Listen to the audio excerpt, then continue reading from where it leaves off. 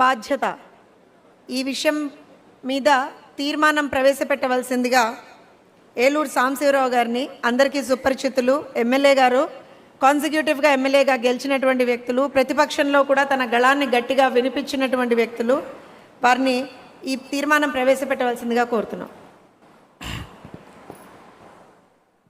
తెలుగు జాతి ఆత్మగౌరవానికి చిరునామా అయిన మహానాడు వేదికకి నా నమస్కారాలు తెలియజేస్తా ఉన్నాను. ఈ మహానాడు కేవలం ఒక పార్టీ సమావేశం కాదు, ఇది తెలుగు జాతి భవిష్యత్ దిశకి నిర్ణయించే ఒక ఆలోచనల వేదిక. ఒక ప్రాంతీయ పార్టీగా పుట్టి దేశ రాజకీయ చరిత్రలో ఎన్నో చారిత్రాత్మకమైన మార్పులకి శ్రీకారం చుట్టింది, సంచలనాలను నమోదు చేసింది.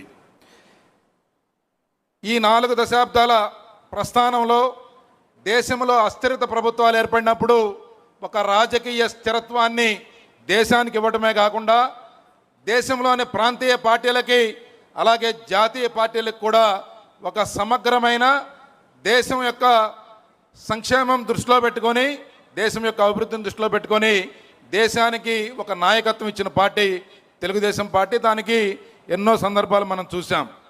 ఒకప్పుడు ఢిల్లీ నుంచి ఏ రాష్ట్రానికి ముఖ్యమంత్రి ఉండాలని చెప్పి నిర్ణయం జరిగేది. కానీ తెలుగుదేశం పార్టీ ఏర్పడాక ఢిల్లీలో ఎవరు ప్రధానమంత్రిగా ఉండాలనేది నిర్ణయం ఒక ప్రాంతీయ పార్టీ భాగస్వామ్యం కావటం మనందరికి గర్వపడే చరిత్ర.